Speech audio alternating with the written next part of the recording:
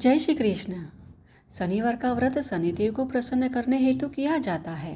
सामान्यतः कई लोग शनि को एक क्रूर ग्रह समझते हैं, किंतु यह सत्य नहीं है। अपितु शनिदेव प्रत्येक जीव को उसके कर्मों के अनुसार कर्मफल प्रदान करते हैं, और अगर कुंडली में शनि ग्रह से संबंधित कोई समस्या हो तो वह भी शनिवार का व्रत करने से नष्ट हो जाती है। श्रद्धापूर्वक शनिवार व्रत करने से शुभ परिणामों की प्राप्ति होती है। तो आइए आज हम शनिदेव को प्रसन्न करने हेतु शनिवार व्रत कथा का श्रवण करते हैं। और हमारे शास्त्रों में कहा गया है कि जो भी शनिदेव की इस पावन कथा का पाठ अथवा श्रवण करता है, शनिदेव की कृपा से उसके समस्त दुख, पीड़ाओं एवं कष्टों का निवारण हो जाता है। तो कथा सुनने के लिए अंत तक हमारे साथ जुड़े रहना, और कथा अच्छी लगे तो लाइक, शेयर और ऐसी ही वैदिक और प्रमाणभूत कथाओं का श्रवण करने हेतु इस चैनल को सब्सक्राइब भी कर लीजिएगा। तो आइए आज की शनिदेव की शनिवार व्रत कथा का श्रवण करते हैं। अब प्राचीन काल में एक समय सूर्य, चंद्र, मंगल, बुध आदि नवग्रहों में सबसे श्रेष्ठ कौन है, इस पर विवाद हो गया। तब सभी स्वयं को एक दूसरे से अधिक श्रेष्ठ सिद्ध करने का प्रयास करने लगे। अब परस्पर विवाद अधिक बढ़ने पर वे सभी देवराज इंद्र के समक्ष यह प्रश्न लेकर पहुंचे कि उनमें से सर्वश्रेष्ठ कौन है। और वहां पहुंचकर उन सभी ने देवराज इंद्र को प्रणाम करते हुए कहा कि हे देवराज इंद्र, आप देवताओं की राजा है, अतः आप ही निर्णय कीजिए कि हम सभी में से श्रेष्ठ कौन है। अब देवराज इंद्र उनका प्रश्न सुनकर धर्म संकट में पड़ गए और उनसे कहने लगे कि मैं इस प्रश्न का उत्तर देने में समर्थ नहीं हूँ, किंतु मैं तुम्हें एक उपाय बताता हूँ। वर्तमान में भूलोक पर विक्रमादित्य नामक धर्मात्मा एवं न्यायशील राजा शासन कर रहा है। वह प्रजा के कष्टों का निवारण करने वाला राजा है, अतः तुम सभी को यह प्रश्न लेकर उन्हीं के समक्ष उपस्थित होना चाहिए। वह अवश्य ही तुम्हारे विवाद का निवारण करेंगे। अब देवराज इंद्र के कथनानुसार समस्त नवग्रह देवता राजा विक्रमादित्य की सभा में उपस्थित हो गए और वहां पहुंचकर राजा से भी वही प्रश्न किया।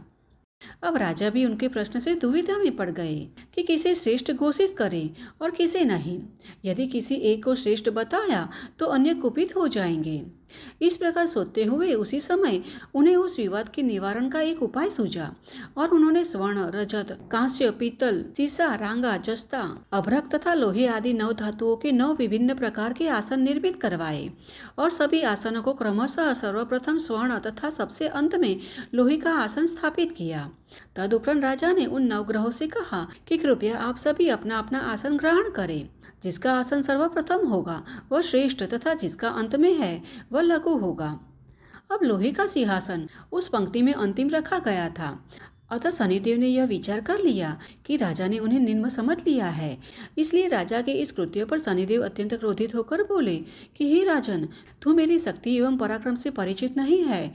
सूर्य एक राशि पर 1 माह तक, चंद्रमा 2.25 माह तक, मंगल 1.5 माह, बृहस्पति 13 माह, बुध तथा शुक्र 1-1 माह गमन करते हैं, किंतु मैं 7.5 वर्ष तक एक ही राशि में रहता हूँ। बड़े बड़े शक्तिशाली देवताओं को भी मैंने भीषण त्रास दिया है।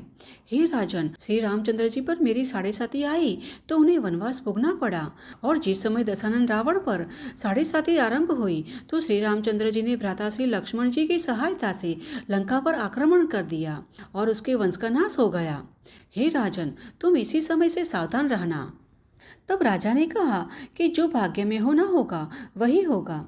उसके पश्चात अन्य ग्रह तो प्रसन्नतापूर्वक वहां से लौट गए, किंतु शनिदेव ने अत्यंत क्रोधित होकर वहां से प्रस्थान किया।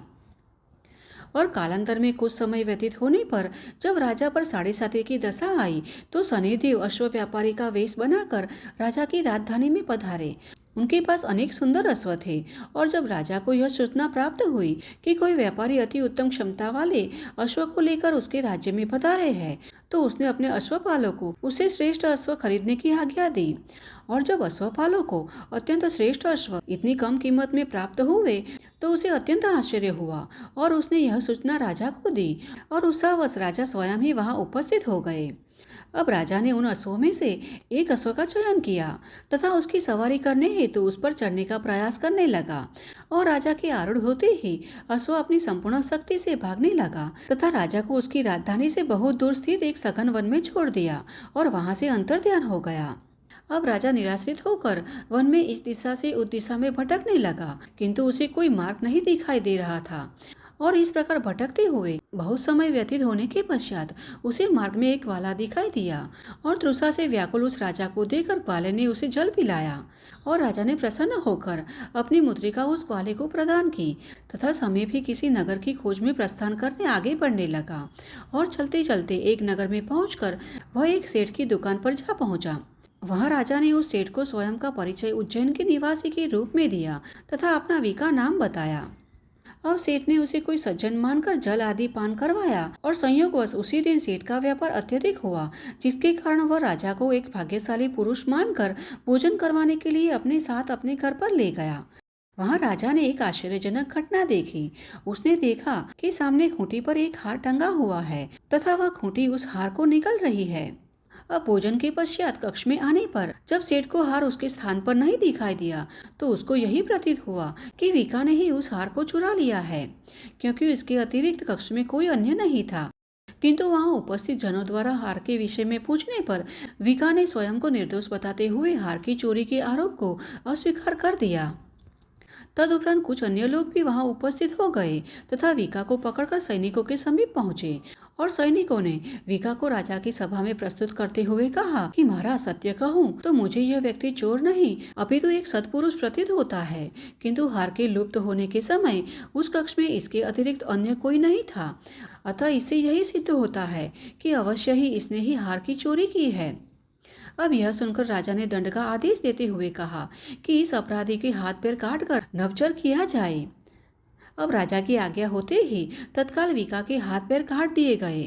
तदुपरांत कुछ समय व्यतीत होने के उपरांत एक तेली विका को अपने घर ले गया और तेली ने विका को घर लाकर अपने कोलू के समकक्ष उसे बिठा दिया और विका वहां अपने मुख से ध्वनि निकालकर कोलू के बेलों को हाँकने लगा। अब जब कालांतर में शनिदेव की दशा समाप्त हो गई और एक समय रात्रि काल में विका मेघमल्हार राग का गायन कर रहा था, तब उसके गायन को सुनकर उस राज्य की राजकुमारी उस राग पर मंत्रमुग्ध हो गई। अतः राजकुमारी ने अपनी दासी को तत्काल यह ज्ञात करने हेतु भेजा कि नगरी में कौन इतना मधुर गायन कर रहा है। अब दासी संपूर्ण नगर में उस गायक को खोजती हुई तेली के घर आ पहुंची तथा उसने देखा तो चौरंगिया राग गायन कर रहा था। अब दासी ने संपूर्ण वृत्तांत जाकर राजकुमारी के समक्ष वर्णन किया और उसी क्षण राजकुमारी ने यह प्रण कर लिया कि चाहे जो भी हो मैं इस चौरंगिया से ही विवाह करूंगी। और प्रातःकाल राजकुमारी को उठाने के लिए जब दासी उसके कक्ष में आई तो उसे ज्ञात हुआ कि राजकुमारी अनशन का निश्चय कर चुकी है। इसलिए दासी ने रानी को राजकुमारी के न उठने की सूचना दी। तब रानी ने तत्काल वहां आकर राजकुमारी को जगाया तथा अपनी पुत्री से उसकी इस प्रकार दुखी होने का कारण पूछा। इस पर राजकुमारी ने कहा कि माँ, मैंने यह प्रण लिया है कि तेली के घर में जो चौरंगिया है मैं उसी से विवाह करूंगी। तब उसकी माँ ने कहा कि तू पागल हो गई है क्या? तेरा विवाह तो किसी देश के राजा से किया जाएगा। तो कन्या ने कहा कि माँ, यही मेरा अंतिम निर्णय है, मैं अपना यह प्रण नहीं तोड़ूंगी। अब माता ने चिंतित होते हुए यह वृत्तांत राजा को बताया और महाराज ने भी राजकुमारी को समझाते हुए कहा, हम स्वयं तुम्हारे लिए देश विदेश में अपने दूतों को भेजकर सुयोग्य, सद्गुणी तथा रूपवान राजकुमार खोजकर उससे तुम्हारा विवाह करवाएंगे। तुम्हें यह सब नहीं विचारना चाहिए। तब राजकुमारी ने कहा कि हे पिताजी, मैं अपने प्राणों का त्याग कर दूंगी किंतु किसी अन्य से विवाह नहीं करूंगी। अब यह सुनकर राजा कुपित हो गया तथा उसने क्रोधवश कह दिया कि यदि तेरे भाग्य में यही है तो यही उचित है, तेरी जैसी इच्छा है वैसा कर। अब इस प्रकार कहते हुए राजा ने तेली को राजमहल में बुलाकर उससे कहा कि तेरे घर में जो चौरंगिया है मैं उससे अपनी कन्या का विवाह करवाना चाहता हूँ। तब तेली ने कहा कि महाराज, यह कैसे संभव है? कहाँ आप एक महाराज और कहाँ मैं एक अधम तेली? यह संबंध भला कैसे संभव है? तब राजा ने कहा कि भाग्य में जो लिखा है उसे कौन टाल सकता है।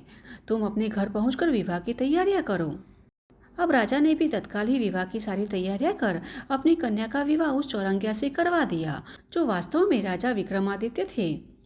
अब जब रात्रि में राजकुमारी एवं विक्रमादित्य शयन कर रहे थे तब मध्य रात्रि के समय शनिदेव ने विक्रमादित्य के स्वप्न में आकर कहा कि हे राजन, मुझे छोटा सिद्ध करने के कारण तुम्हें कितना कष्ट भोगना पड़ा है। तब राजा विक्रमादित्य ने शनिदेव से बारंबार क्षमा याचना की, जिससे प्रसन्न होकर शनिदेव ने उसे पुनः हाथ पैर प्रदान कर दिए। और उसके पश्चात राजा ने कहा कि हे शनिदेव, मेरी एक प्रार्थना है। हे प्रभु, आपने मुझे जैसे दुख प्रदान किया है वैसा किसी अन्य के साथ ना करे। तब शनिदेव ने कहा कि मुझे तुम्हारी यह प्रार्थना स्वीकार है। जो भी मनुष्य मेरी इस कथा का पाठ अथवा श्रवण श्रद्धापूर्वक करेगा, उसको मेरी दशा में कभी किसी प्रकार का दुख नहीं होगा।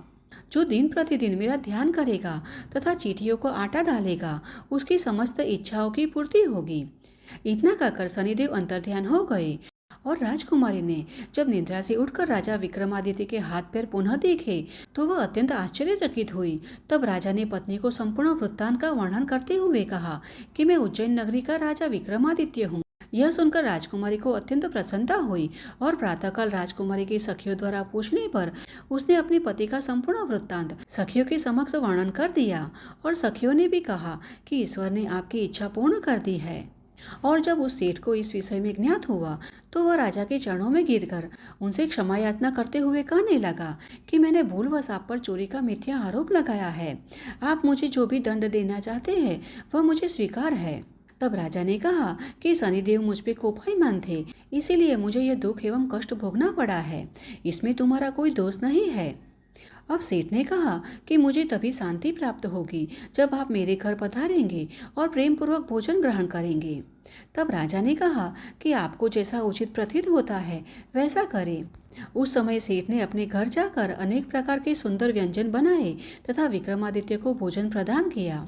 और इस बार भी जिस समय राजा विक्रमादित्य भोजन कर रहे थे उस समय एक आश्चर्यजनक घटना घटित हुई। जो खूंटी पहले हार को निगल गई थी वही अब हार को पुनः बाहर उगल रही है। अब भोजन संपन्न होने पर सेठ ने राजा को बहुत सी स्वर्ण मुद्राएं भेंट करते हुए कहा कि मेरी एक कन्या है जिसका नाम श्रीकंवरी है, आप उसका पाणी ग्रहण करने की कृपा करें। तदुपरांत सेठ ने अपनी कन्या का विवाह राजा से कर दिया तथा अनेक प्रकार की भेंट भी प्रदान की। अब इस प्रकार कुछ दिनों तक वहां निवास करने के पश्चात विक्रमादित्य ने उस नगर के राजा से कहा कि अब मेरी उज्जैन लौटने की इच्छा है। इस प्रकार कहते हुए कुछ दिन पश्चात विक्रमादित्य ने राजकुमारी मानभवनी तथा सेठ की कन्या श्रीकंवरी को लेकर भेंट में प्राप्त दास दासियों रथ पालकियों सहित उज्जैन की ओर प्रस्थान किया। और नगर के निकट पहुंचते ही वहां की प्रजा को राजा के आगमन की सूचना प्राप्त हो गई तथा संपूर्ण उज्जैन की प्रजा अपने महाराज के स्वागत हेतु वहां उपस्थित हो गई। अब हर्ष एवं उत्साह पूर्वक राजा अपने महल को पधारे। उसके पश्चात संपूर्ण नगरी में विशाल महोत्सव मनाया गया तथा रात्रि में दीपमाला प्रज्वलित की गई। और अगले दिवस राजा ने संपूर्ण नगरी में यह घोषणा करवाई कि शनिदेव समस्त ग्रहों में सर्वोपरि है। मैंने इनको छोटा बताया जिसके कारण मुझे इतना दुख प्राप्त हुआ है। अतः संपूर्ण राज्य में शनिदेव की पूजा अर्चना एवं कथा होने लगी, जिससे राजा एवं प्रजा सुखी एवं आनंदित हो गई। तो जो भी शनिदेव की इस पावन कथा का पाठ अथवा श्रवण करता है, शनिदेव की कृपा से उसके समस्त दुख पीड़ाओं एवं कष्टों का निवारण हो जाता है। और जो भी शनिवार का व्रत कर रहे हैं उन्हें इस दिन शनिवार व्रत कथा का पाठ अवश्य करना चाहिए। तो यह थी आज की हमारी शनिवार व्रत की कथा और हमें आशा है कि यह कथा आपको अच्छी लगी होगी। तो इसे अधिक से अधिक लोगों में भी शेयर कीजिएगा जो शनिवार व्रत कर रहे हैं, वे भी इस कथा का श्रवण कर शनिदेव की कृपा प्राप्त कर सकेंगे। तो चलिए हमारे शास्त्रों में वर्णित ऐसे ही वैदिक और प्रमाणभूत कथाओं के साथ फिर से मिलते हैं। तब तक के लिए जय श्री कृष्ण।